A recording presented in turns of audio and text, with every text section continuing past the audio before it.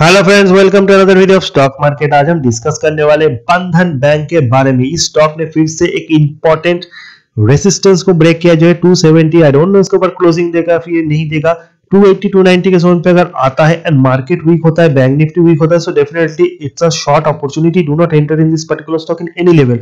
हाँ, recently stock में बहुत करेक्शन हुआ था क्योंकि आरबीएल बैंक में कुछ डेवलपमेंट्स आए थे। आरबीएल बैंक तो गिरा, साथ साथ इसका जो बड़ा भाई है बंधन बैंक, क्योंकि दोनों के एनपीए में बहुत खराब परफॉर्मेंस हमने देखा in the last quarter of result.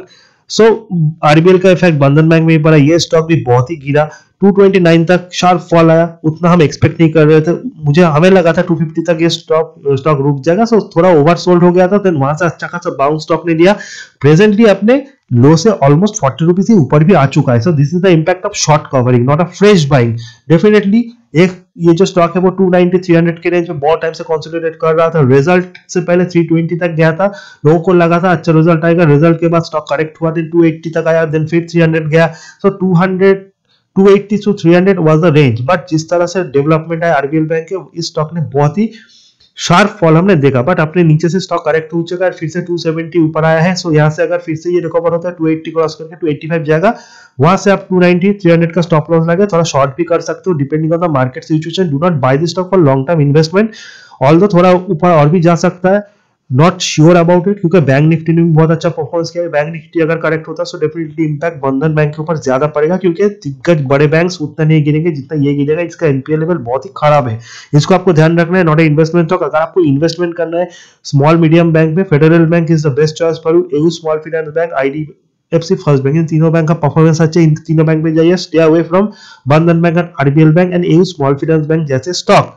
Yes, trading stock, not a investment stock. बहुत ओवरसोल्ड हो जाए तो थोड़ा बाउंस बैक के लिए बाय कीजिए, बहुत ऊपर चला जाए तो शॉर्ट कीजिए। Any market condition.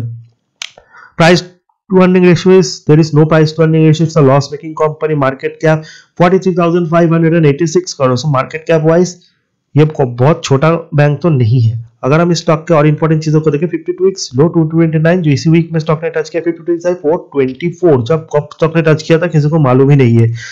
Now the main important thing, RSI MFI, relative strength index and money flow index. Technical analysis के तो इंपॉर्टेंट टूल्स होते हैं जो शॉर्ट टर्म की स्टॉक की मूवमेंट को दिखाते हैं। 70 को स्टॉक ओवरबॉट होता है, 30 के नीचे ओवर। सारे साइड में इसका स्कोर है 48.7, एमएफआई में 57.7, यानी ये stock overbought and oversold zone के बीच में ट्रेड करे, किसी भी तरह का मूवमेंट दे सकता है। Look at the 1 week return. 1 week का जो रिटर्न है वो 247 का लो है, 274 का हाई है। 1 मंथ रिटर्न 229 का लो एंड 289 का high. So that is the thing I am talking about. ये एक रेंज पे कंसोलिडेट कर रहा था आफ्टर द रिजल्ट। 300 के ऊपर जाते ही इसमें शॉर्ट हो जाते थे, 280 के करीब आते इसमें बाइंग आ जाता था। बट जिस तरह से ये बहुत नीचे गया और ऊपर से ये ऑलमोस्ट 50 रुपीस अगर ऊपर आता है, यानी 280 के करीब आता है, so definitely there will be a shorting opportunity. मुझे नहीं लगता ये 300 को ब्रेक करेगा इन शॉर्ट टर्म, क्योंकि रिजल्ट से पहले थोड़ा हाइप क्रिएट होता है, that is a different thing. But I don't think so कि बहुत ज्यादा चेंजेस इसके रिजल्ट में आएंगे। एनपीए का थोड़ा घटता भी, ऐसा नहीं कि स्टॉक बहुत ऊपर चला जाएगा 400 लेवल को टच करेगा, ऐसा नहीं होगा स्टॉक के साथ। आप 2-3 क्वार्टर के रिजल्ट के बाद ही स्टॉक में बाउंस बैक आएगा, जब आपके पास आईसीआईसीआई बैंक, एचडीएफसी बैंक जैसे बड़े 5-6 बैंक है, फेडरल बैंक जैसे अच्छे mid cap small cap bank है। So why are you interested in Bandhan Bank? Traders को इसके ऊपर काम करने दीजिए, स्किल ट्रेडर है जो स्टॉप लॉस देना जानते हैं, उनके लिए बंधन bank, RBL bank is a bank जहां से वो बहुत अच्छा रिटर्न कमाते हैं, good trading in both way. Now अगर इस स्टॉक के हम 100 200 day simple expression moving average को देखें, 300 लेवल जो है वो 200 day simple expression moving average है, उसके ऊपर जब तक नहीं जाता I am not bullish at all. 100 to 288 that is the range, जिसके करीब आएगा तो आपको फिर से शॉर्ट करना है with a stop loss of 300। 300 break करते तो एग्जिट कर जाइए, नीचे की तरफ आता है तो प्रॉफिट बुक कर लीजिए 265 के करीब, 260, या फिर मार्केट कंडीशन अगर खराब हो और नीचे आए तो different thing. Definitely bank Nifty correct होगा, इसके इंपैक्ट इसके ऊपर पड़ेगा। बैंक निफ्टी पॉजिटिव हो तो थोड़ा ऊपर भी जाएगा due to short covering and all. Technically resistance और सपोर्ट कहां पे, यहाँ से 278 280 286 दीज आर द रेजिस्टेंस और सपोर्ट कहां पे, 268 जो कि बहुत ही नीचे है, 262 258 252 248 these are the support for this particular stock. Peers के साथ कंपेयर करें, पेयर्स में बंधन बैंक का एक पॉजिटिव फैक्टर यही है कि इसका जो मार्केट कैप है अकॉर्डिंग टू दैट ये नंबर 9 एंड 10 पे आता है। एक टाइम ये बैंक ऑफ बड़ौदा से भी ऊपर ट्रेड करता था, बट अब ये जो है वो नंबर 9 एंड 10 पे रैंक पे आते हैं, कभी पीएनबी के ऊपर कभी पीएनबी के नीचे। बट आपको भूलना नहीं है Bank of Baroda, PNB, they are profit making banks and they are PSU, but still Bandhan Bank से तो Bank of Baroda 1000 times better है अकॉर्डिंग टू मी। एंड आपके पास HDFC, ICICI, State Bank, Kotak, Axis जैसे बैंक हो तो व्हाई?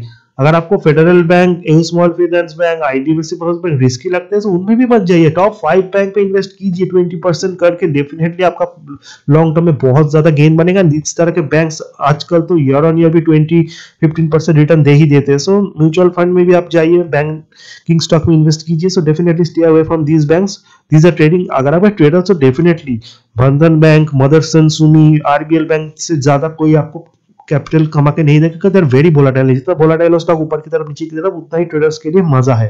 जो स्किल ट्रेडर उनके लिए तो और भी अच्छा है। नाउ सबसे वर्स्ट थिंग हमेशा मैं इसको हाईलाइट करता हूँ, सबसे पहले आपको देखना है ग्रॉस एनपीए का लेवल 8.18 से 10.82%, नेट एनपीए 3.29 से 3.04।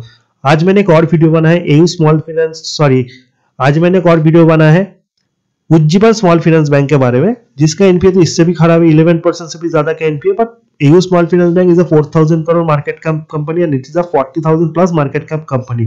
10.82% NPA, that is too much. 8.18 से बढ़ के इतना हुआ। हालांकि नेट एनपीए थोड़ा घटा है, बट ग्रॉस एनपीए जब तक नहीं सुधरेगा, नेट एनपीए सुधरने के बाद भी थोड़ा अनसर्टेनिटी रहता है। सो नेट एनपीए का सुधरना थोड़ा नॉट इंपॉर्टेंट, ग्रॉस एनपीए इतना बढ़ना बहुत ही इंपॉर्टेंट चीज है। यहाँ से अगर नेक्स्ट क्वार्टर में एटलीस्ट ये बिलो 8 इसको ले जाते हैं तो थोड़ा पॉजिटिविटी बनेगा, शायद तब स्टॉक 300 के ऊपर जाए, उसके नीचे ना आए, बट वहां पे स्टॉक कंसोलिडेट करेगा। बट अगर एनपीए लेवल ऐसे ही रहता है, वी डोंट थिंक सो कि इतना खराब एनपीए लेवल होगा, बट रहता है। सो डेफिनेटली ये स्टॉक फिर से 300 को नहीं क्रॉस कर पाएगा in the next 6 month as well.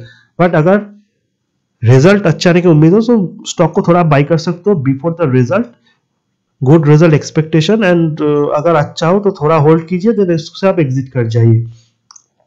Now share holding pattern, promoters के पास जो स्टेक है वो है 40%, FI is very bullish 33.61%, DI के पास 2.50 and look at the public holding 24%। सो आपको देखना है डीआई एफआई का कितना ज्यादा डिफरेंस। नॉर्मली बहुत सारे स्टॉक है जहां पे डीआई का 10%, एफआई का 20%, एफआई का 30%, तो डीआई का 20-15%, बट इतना डिफरेंस शायद ही कोई स्टॉक है जिसमें इतना बड़ा अंतर हो।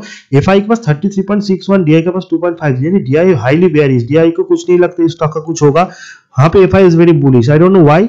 आने वाले टाइम या फिर एफआई अपने स्टेक को घटाएंगे या फिर डीआई अपने स्टेक को बढ़ाएंगे, कुछ भी हो सकता है। Look at the public holding, public holding बहुत ज्यादा है, बट इसमें ऐसा नहीं कि बहुत छोटे रिटेल इन्वेस्टर शामिल है, बहुत बड़े रिटेल इन्वेस्टर जो इस पर्टिकुलर स्टॉक में इन्वेस्टेड है बहुत टाइम से, एंड मैक्सिमम लोग लॉस पे, सो वो अभी एक्सिट नहीं करना चाहते क्योंकि लॉस बहुत ज्यादा है। सो थोड़ा होल्ड करने के बाद अगर उनका प्राइस आएगा तो डेफिनेटली वो स्टॉक से एग्जिट लेंगे। तब कौन बाई करेगा ये कह पाना मुश्किल है। Not only public, FIIs also, until unless इसका परफॉर्मेंस सुधारता है। अगर परफॉर्मेंस सुधारता है यानी नेक्स्ट 1-2 साल तक इनका एनपीए घटता है, क्योंकि एफआईआई, डीआईआई, पब्लिक यानी बड़े रिटेल इन्वेस्टर जब बाई करते हैं उनका हॉराइजन थोड़ा लंबा होता है। So definitely that is a different thing, but जब उनको उनका प्राइस मिलेगा I am sure they will definitely exit from this particular stock as well, and वो अच्छे विकल्प की तरफ जाएंगे। क्योंकि डीआई का इतना बेयरिश होना मुझे ठीक नहीं लगती है। तो स्टॉक को लेकर मैंने एक एनालिसिस वीडियो, इन्फॉर्मेशन अच्छा लगा चैनल को लाइक, सब्सक्राइब और शेयर करना मत भूलिए। See you in the next video, till then good bye.